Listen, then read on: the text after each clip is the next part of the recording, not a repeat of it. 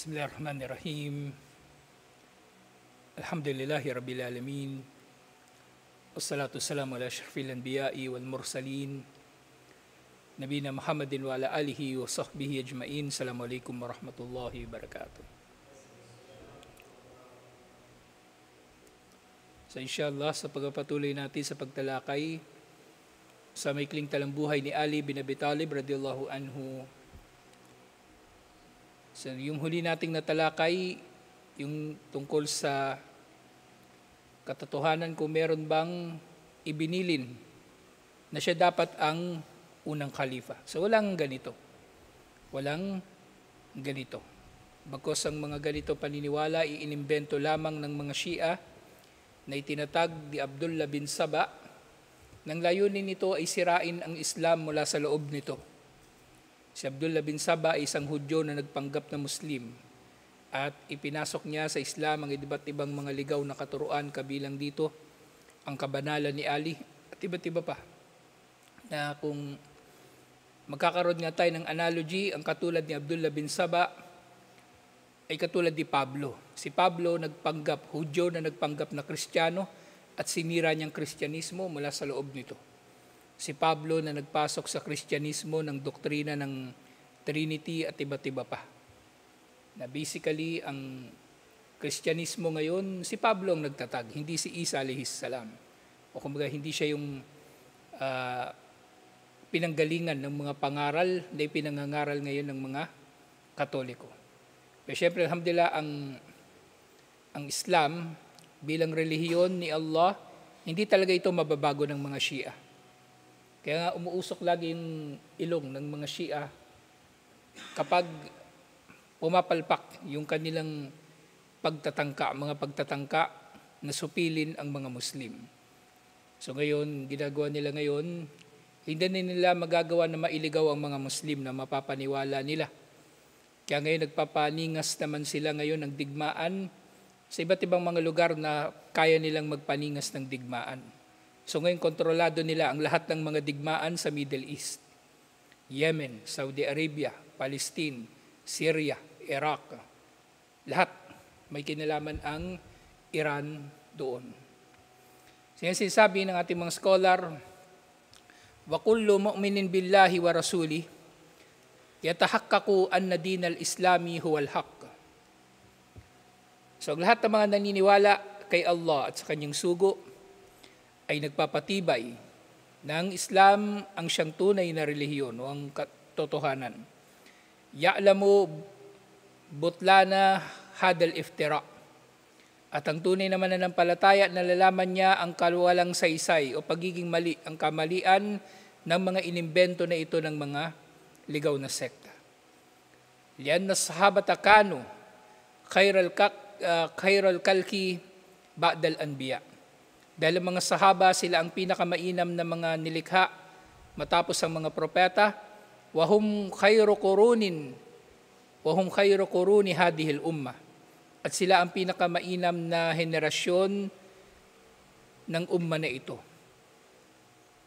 Allati hiya ashraful umam fid dunya wal akhirah binassil Quran wa ijma'is salaf wal khalaf walillahil hamd. Sa mga sahaba, sila ang pinakamainam sa umma na ito. At ang umma na ito, sila rin ang pinakamainam, tayo ang pinakamainam sa lahat ng mga umma sa dunya at sa kabilang buhay, ayon sa nababanggit sa Quran at sa pagkakaisa ng mga Muslim sa unang henerasyon at sa mga sumunod na mga henerasyon, alhamdulillah. So ito yung paniniwala natin. So sino man magkakaroon ng iba pang paniniwala liban dito, kumapit siya. Ibig sabihin, kumakapit siya sa batil at mga walang saysay na mga paniniwala. Walang matinong Muslim, walang tunay na mananampalataya ang maniniwala na inagaw ni Abu Bakr Siddiq radhiyallahu anhu ang khilafa kay Ali bin Abi Talib radhiyallahu anhu. Siraulo lang ang magkakaroon ng ganitong mga paniniwala. So nung nakaraan na simulan na natin tong pagtalakay na ito, na-upload ko na nga sa YouTube yung unang bahagi nito. May mga nag-comment agad, mga Shia. So ginagawa ko na lang, hindi na ako sumasagot sa kanila kasi walang saysay. Binubura ko yung mga comment nila. Binubura ko nila. Bahala silang umusok ang ilong nila kung anong gusto nilang gawin. Mamatay na sila sa galit. Pero hindi nila ako magagamit. Kumbaga, kasi magko-comment yan kasi inaasahan nila makakarating sa iba. So, binubura ko yung comment niya. Bahala sa buhay niya. Hindi niya ako magagamit para maiparating yung kaligawan niya sa iba. Kasi yan ang gusto niya. Gusto niyan audience. Kaya hindi magandang pinapatulan ng mga yan eh. Yung magdedebate kayo, hindi magandang pinapatulan ng mga yan. Ang gusto niyan magkaroon sila ng audience. Kasi kapag merong ganyan, nagkakaroon sila ng publicity, makakakita nga talaga sila ng tao na kasing gago nila. Maganda, di patahimikin na lang sila. Huwag na sila bigyan ng exposure. Hindi tayo magpapagamit sa mga gagong yan. Hindi tayo magpapagago sa kanila. Mas matalino tayo sa kanila, alhamdulillah. Kasi tayo nasa gabay. Wala silang sinusunod liban na lang sa kanilang mga sarili. Gago lang din ang susunod sa kanila. Yung nga, kamaan na za'ma bi anna aliyan kad awsalahun nabiyu bil khilafati falima lam yutalib biha.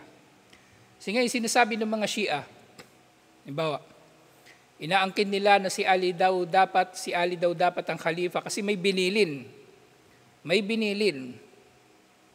na siya talaga ang magiging khalifa. Ngayon, supposing na meron ngang bilin, supposing na nandyan nga, wala naman talaga, di ba? Sabihin na natin, sige, may papel, may hadith, o meron talaga malinaw sinabi, pag namatay ako, si Ali ang khalifa. Sige, merong ganun. Bakit lumipas ang napakahabang panahon at si Ali, hindi niya ipinaglaban ang kanyang pagiging khalifa? Ba't siya nagpatalo kay Abu Bakar? Ba't siya nagpatalo kay Omar? At lalong bakit siya magpapatalo kay Uthman? Radiyallahu anhum. Duwag siya? Duwag si Ali? Takot siya kay Abu Bakar? Takot siya kay Omar? Takot siya kay Uthman?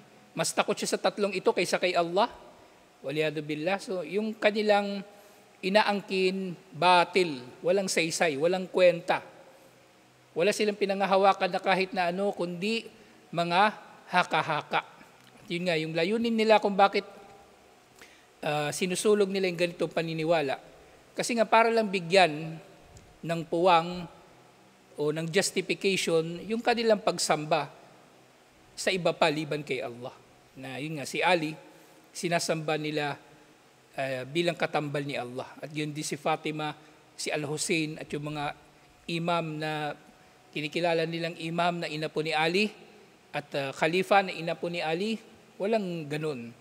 Ginawa lang nila yun na batayan. Nililin lang ng nila ang mga gusto nilang malinlang o yung mga nagpapalinlang din sa kanila. Balkana waziran mustasyaran lil khulafai min qablihi. So si Ali, bukod sa hindi siya kumbaga nanatili na naghahangad ng khilafa, hindi naman siya nagrebelde, di ba? Hindi siya nagrebelde kay Abu Bakar, hindi siya nagrebelde kay Omar, hindi siya nagrebelde kay Uthman. Na kung gano'n nga yung kalagayan, actually, nangyari ito na nagkaroon ng dalawang khalifa sa kasaysayan ng mga Muslim. Nung nagrebelde ang Abbasiya at naipwesto na nila ang kanilang mga sarili bilang mga khalifa, ang khalifa ng Umayyah, si Abdurrahman, tumakas papuntang Espanya, papuntang Andalus. Kaya nagkaroon ng dalawang khalifa. Khalifa sa Baghdad at khalifa doon sa Cordoba. Sa Cordoba, sa Espanya. Dalawa yung khalifa noong mga panahon na yun. Pero syempre, humina yung mga Muslim sa Cordoba. Kaya ang nagiging de facto na khalifa, yung nandun sa Baghdad. Ngayon, kung si Ali mag-aaklas kay Abu Bakar Siddiq radiyallahu anhu para patunayan na siya talaga ang khalifa, pwede niyang gawin Pero bakit hindi niya ginawa? Yun nga, hindi niya ginawa kasi walang ganun. Hindi yun ang katotohanan. Ang katotohanan, walang binilin si Propeta Muhammad sallallahu alaihi wasallam na siya ang khalifa. Wala. Yun nga, bagkus ang ginawa ni Ali, na natili siya na nakikiisa sa mga sumunod na mga khalifa. Siya ay nanatili na ministro, naging kabilang sa mga ministro at kabilang sa mga kinukonsulta ng mga khalifa na nauna sa kanya. Ni Abu Bakar, ni Omar at ni Uthman radiyallahu anhum. Walang sama ng loob o walang pag-aaklas na nangyari sa pagitan ni Ali at ng naunang mga khalifa sa kanya. Wazawwaja wa tazawwaja min ba'dihim. At katotohanan niyan, yung ilan sa kanyang mga anak ay napangasawa pa ng mga khalifa at siya ay kumbaga nakapangasawa din ng anak ng mga naunang khalifa. Halimbawa niya si Omar radiyallahu anhu, napangasawa pa niyang isa sa mga anak ni Ali. Ngayon kung ikaw matinong tao, alam mong masamang tao yun, ipapaasawa mo doon ang anak mo? Ipapaasawa mo ang anak mong babae sa tao na nang-agaw sa iyo ng pamumuno? Hindi mo gagawin yun. Hindi mo gagawin yun. So sasabihin nila, hindi, may mga pinaplano siya na para tumatag yung kanyang pamumuno. Pagbibintangan niyo si Ali ng pagkakaroon ng mga pakana, pagbibintangan niyo si Ali ng kababawan, so hindi rin ganoon. Kasi nagkaganito, kasi wala naman talagang ibinilin si Propeta Muhammad sallallahu alaihi wasallam na si Ali ang khalifa. Fahada fihi ittihamun lahu bisukuti anil haqqi wadda'fi fi talabi. So lahat ng mga nangyari na ito, kung ganoon nga na meron ngang ibinilin si Propeta Muhammad sallallahu alaihi wasallam, lahat ng ito actually ay pang-iinsulto pa nga kay Ali radiyallahu anhu. Dagdag na pang-iinsulto. Hindi nila dinadakila. Hindi nila dinadakila si Ali radiyallahu anhu sa pamagitan ng pagpupumilit na siya dapat ang unang khalifa. Kasi lahat ng ito ay pagbibintang din kay Ali ng pananahimik sa katotohanan at pagiging mahina sa pagkuha niya ng kanyang karapatan. So sinong matinong tao ang magbibintang ng ganito kay Ali, liban na lang sa gago rin o ligaw nga talaga. So walang matinong tao ang makakaisip ng ganito. Si Ali bin Abi Talib radhiyallahu anhu ang kinikilala sa mga sahaba bilang qadi, bilang tagapaghatol, bilang hukom. So paano magkakamali siya ng ganitong pagkakamali lang? Na hindi niya kinuha ang karapatan niya. Samantalang siya ang tagapagpatupad ng karapatan ng iba. So ang usapin dito, utos ni Allah. Halimbawa nga, di ba, siya yung dapat na khalifa. In effect, utos ni Allah na siya ang magiging khalifa. Tapos pinabayaan niya. Sinuway niya si Allah. Sinuway niya pala si Allah kaya hindi siya naghabol sa pagiging khalifa. Yung nga, wahasyahu dalika wa huwa al-farisu asyaja. So paano mangyayari na kumbaga hindi niya nagawa ang mga bagay na ito samantalang siya ay kabilang sa mga pinakamatapang na mga kabalyero ng mga Muslim. Doon nga lang sa Khaybar, di ba? Mag-isa siyang umakyat doon sa pader ng Khaybar. Hindi ba katapangan yun? Doon pa lang sa Hijrah, nahiga siya sa higaan ni Propeta Muhammad sallallahu alaihi wasallam. Sigurado siyang mapapatay siya doon. Hindi niya yung kinatakutan. Tapos katatakutan niya si Abu Bakar, katatakutan niya si Omar at Uthman dahil sa kumbaga sa hindi niya pag-angkin ng khilafa na ibinilin sa kanya. So hindi mangyayari ito, imposible ito. So, si Ali siya ang pinakamatapang kabilang sa pinakamatapang ng mga sahaba, wal miqdamul ladhi la yuhabu sad'u bi kalimatil haqq. Nga siya ang nangunguna sa mga sahaba na imposibleng hindi magpapatupad ng katotohanan. Ipapatupad ni Ali ang katotohanan kung totoo man na merong ibinilin na siya dapat ang khalifa. Pero yun nga, walang ganun. Walang ganoon. Bagkus ang katotohanan niyan, tinanggap niya ang kanyang kalagayan bilang pang-apat lamang na khalifa. Kaya bakit nakikialam itong mga Shia sa kung sino dapat ang unang khalifa? Yung mga sahaba nga hindi nakikialam eh. Tapos sila gusto nilang makialam. Yung problema nga sa kanila, nasanay na silang nakikialam sa relihiyon. Ultimo si Allah, pinapakialaman nila. Di ba? Dami nilang ibinibintang kay Allah na mga masasamang paglalarawan. Yun lang doktrina ng Al-Bada na pinagbibintangan nila yung mga sahaba ng kung ano-ano. Minumura nila yung mga sahaba, sinasabi nila yung mga sahaba kafir. Ngayon kapag tinanong mo sila, bakit pinupuri ni Allah yung mga sahaba sa Quran? Kung magiging kafir lang din naman pala sila, kung magmumurtad lang din naman sila pagkatapos mamatay ni Propeta Muhammad sallallahu alaihi wasallam. Bakit pa sila tinawag na pinaka-mainam na henerasyon? Si Propeta Muhammad sallallahu alaihi wasallam mismo ang nagsabi, bakit ganun kung magmumurtad lang din naman pala sila? Ay yung mga tarantadong Shia, yung kanilang mali, pinangangatwiranan nila ng isa pang mali sa pamagitan ng pagsasabi na hindi raw alam ni Allah, waliyadu billah, hindi alam ni Allah na magmumurtad ang mga sahaba. Ito na yung doktrina ng Al-Bada. Bada, ibig sabihin, bada, sakalang nalaman ni Allah. Bada lahu, kumbaga, bada lahu, sakalang niya napagtanto, sakalang niya nalaman na magmumurtad pala yung mga sahaba. Sinong gagong maniniwala ng ganun? Samantalang nalalaman natin sa napakaraming mga batayan, bago pa man nilikha ni Allah ang nilikha, alam na ni Allah kung anong mangyayari. At nakapagtakda na si Allah kung anong mangyayari.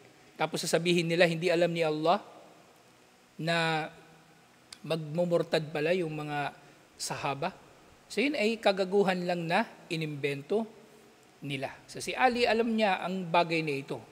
Kaya hindi niya ito hinabol. Kasi walang ganoon. Walang ganoon na ibinilin na siya ang unang kalifa. Bagkus tinanggap niya na siya ay pang-apat lamang na kalifa. Thumma lamma mata Rasulullah sallallahu alaihi wasallam, kana aliyun min jumlatin man gasalahu wa kafanahu wa wuliya dafnuhu. Si Ali bin Abi Talib nung pagkamatay ni Propeta Muhammad sallallahu alaihi wasallam, kung siya ang binilinan na magiging khalifa, edi dapat tinawag na niya yung mga tao. Abu Bakar, Omar, Uthman, dito kayo, magbaya kayo sa akin kasi ito, bibinilin sa akin si Propeta Muhammad sallallahu alaihi wasallam. Walang ganun eh.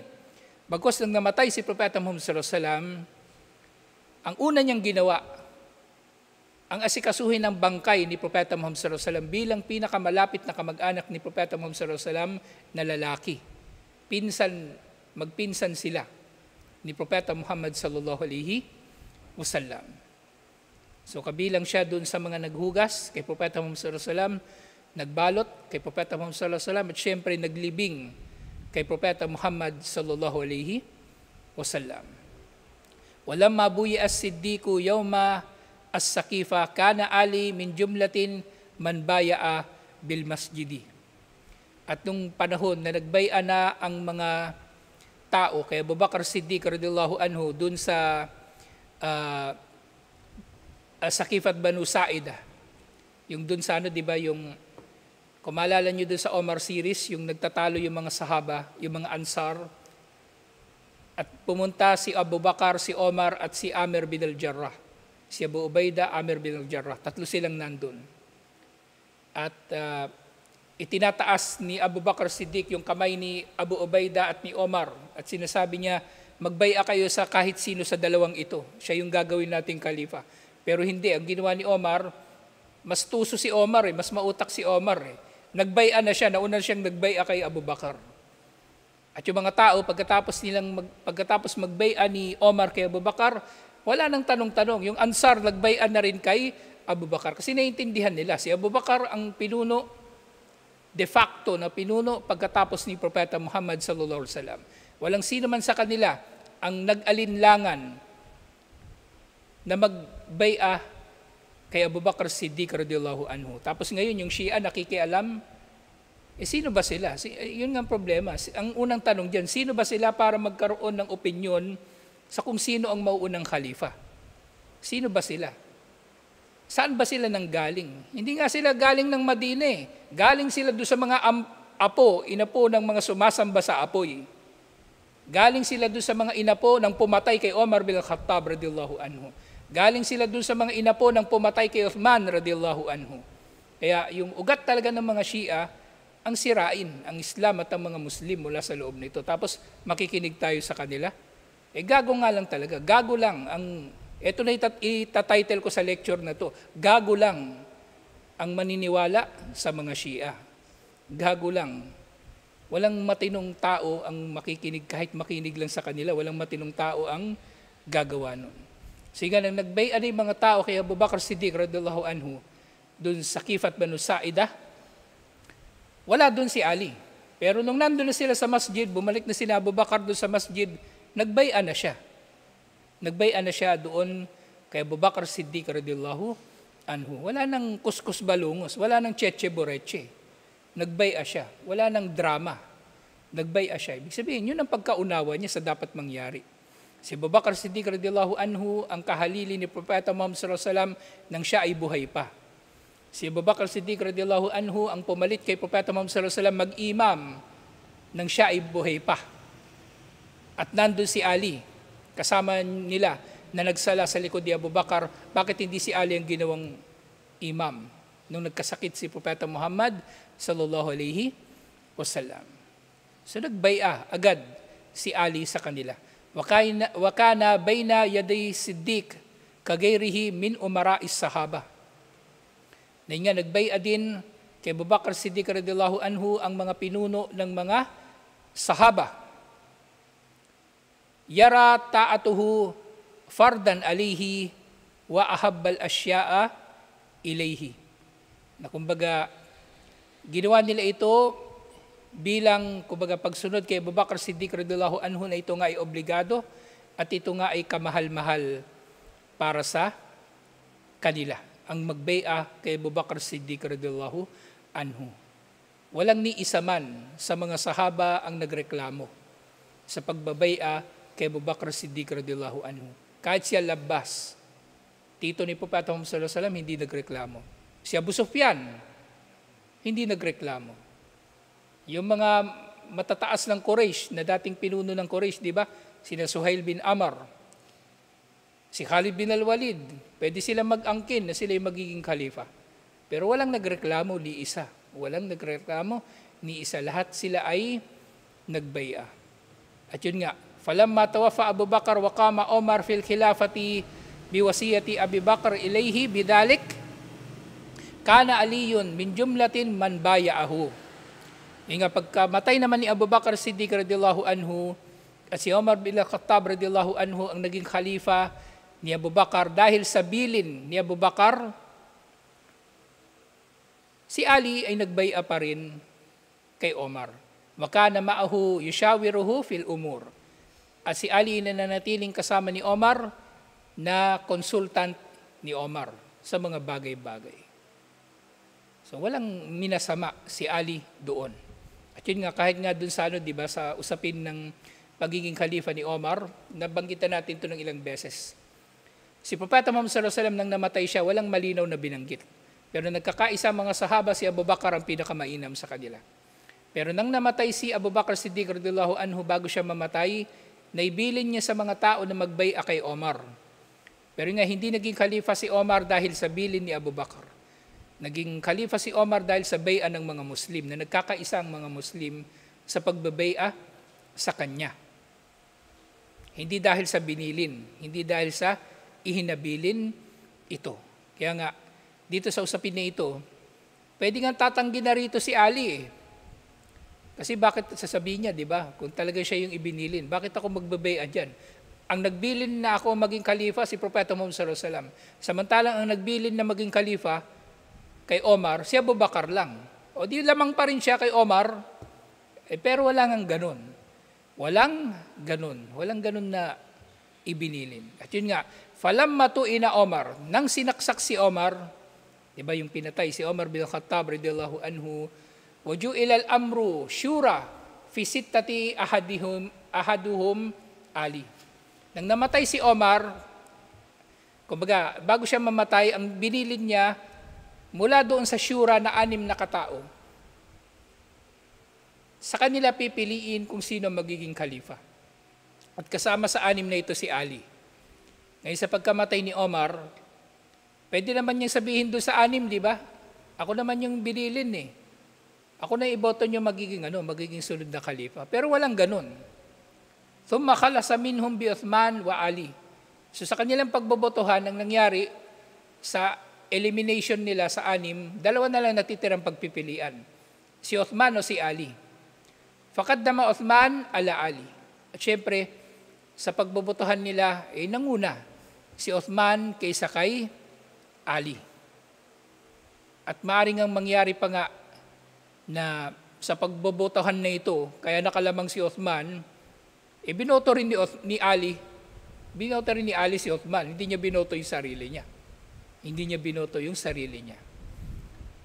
Fasami'a wa ata'a. At si Ali ay nakinig at sumunod. Si Ali ay nakinig at sumunod. Ito pa isang dapat na may isip ng tao. Si Ali ay nakinig at sumunod kay Abu Bakar. Si Ali ay nakinig at sumunod kay Omar. Si Ali ay nakinig at sumunod kay Uthman. Ngayon, bakit mga tarantadong Shia ayaw nilang makinig at sumunod? Mas magaling pa sila kay Ali? Yun yung gusto nilang sabihin . Mas magaling pa sila kay Ali. Si Ali ang dapat susunod sa kanila. Diba? Anong klaseng kagaguhan yun? Walang matinong tao ang magkakaroon ng ganong pag-unawa sa relihiyon. Falamma qutila Uthman yawmal jumu'ah adalan nasu ila aliyin fabayauhu. At yun nga, nang napatay na si Uthman, araw ng Jumu'ah, sa araw din na yun mismo, ang mga tao ay nagbaya na kay Ali. Kasi nagkakasundo sila na si Ali na ang susunod na pinakamainam pagkatapos ni Uthman bin Affan radhiyallahu anhu. Pero hanggang sa panahon na ito, di ba, nagbaya na yung mga tao sa kanya bilang pang-apat na khalifa, waqad imtana'a Aliyun min ijabatihim ila qubulil imara. Ayaw sana ni Ali na tanggapin mula sa kanila ang pagiging pinuno ng mga Muslim. Hatta takarrara qawlahum lahu. Hanggang sa naulit-ulit yung paghiling ng mga tao sa kanya na siyang maging pinuno ng mga Muslim. Wa farra minhum ila haitin bani Amr bin Mabdul. At ang katotohanan niyan, nagtago pa nga si Ali. Iniiwasan niya yung mga tao. Nagtago daw siya sa likod ng pader ni Amr bin Mabdul. Kumbaga meron siyang bahay na malaki, merong pader yun na nakapaligid na malaking pader. Wa agla ka babahut. Sinara niya yung pinto nung bakuran na yun. Doon lang siya sa loob. Waja'an nas. Pero dumating para doon yung mga tao, fatarakul baba waladju alayhi. At kumatok pa rin ang mga tao sa pinto at nakiusap pa rin sa kanya. Waja'u ma'ahum bitalha was Zubair. At kasama ng mga tao, ang sumunod ng pinakamainam sa mga sahaba, kasi patay na sa panahon na ito si Abdurrahman bin Auf, patay na. So natitira na lang doon sa Asharatul Mubashirin bil Jannah, sila na lang tatlo. Kasama si Talha at si Zubair. At kasama nga ng mga tao sina Talha at Zubair. Faqalu lahu, at sinabi nila sa kanya, inna hadal amra la yumkinu bakauhu bila amir. Tunay na ang bagay na ito, ang relihiyon na ito, ang Islam at ang jamaan ng mga Muslim ay hindi maaaring o hindi mangyayari na mananatili ng walang pinuno. Hindi mananatili ang jamaan ng walang pinuno. Walam yazalu bihi hatta ajaba. At nanatili na nakikiusap sina Talha at Zubair kay Ali, natanggapin ng pamumuno hanggang sa tumugon siya. Si Ali radhiyallahu anhu. So baligtad na baligtad sa panahon ngayon, nag-aagawan yung mga tarantado kung sinong mamumuno. Nagsisiraan, magpapatayan, kukuha ng mas paramihan ng miyembro o mga kampon. Pero si Ali, andun siya sa pagkakataon niya . Pero maaring, kumbaga sa kanyang hikmah, hindi niya talaga ipinakita yung yung kasabikan sa pagiging pinuno. At yun nga, si Ali ang pinakamatalino, isa sa pinakamatalino sa mga sahaba. So maaring nalalaman ni Ali, lalong-lalo na panahon nito ng kaguluhan, kapapatay lang kay Uthman. So alam niya na magiging malaking pananagutan ito sa kanya. Magiging malaking pananagutan ito sa kanya na ma-solve muna yung kaso ng pagkakapatay kay Uthman at iba pa. Yung kaso ng pagpaparusa sa mga pumatay sa kanya at iba pa. Kaya iniiwasan niya yung pananagutan. Pero yung mga tao ngayon, gustong-gusto ng pananagutan. Gustong-gustong sumalo ng pananagutan. So si Ali matalino, kaya ganito siya. Pero nga siyempre nakiusap na sina Talha at Zubair na maaring wala na nga talagang ibang pwedeng mamumuno liban sa kanya. So tinanggap niya ang pamumuno na ito, alhamdulillah. Hindi dahil siya ang unang dapat na khalifa, bagkus siya ay tumanggap na siya ang pang-apat na khalifa, alhamdulillah, at naging nauna pa sa kanya sila Abu Bakar, Omar at Uthman, at walang problema sa kanya. Kaya wag dapat bibigyan ito ng problema ng mga tao. Si Ali nga hindi niya pinoproblema eh. Tapos yung mga Shia, poproblemahin nila. Yung problema sa kanila, mas marunong pa sila kay Ali. Mas marunong pa sila kay Ali radiyallahu anhu wa arda. So ito yung usapin nito, alhamdulillah. Susunod na natin matatalakay inshallah iba pang mga kainaman ni Ali bin Abi Talib radiyallahu anhu. Tutuloy natin inshallah. Assalamualaikum warahmatullahi wabarakatuh.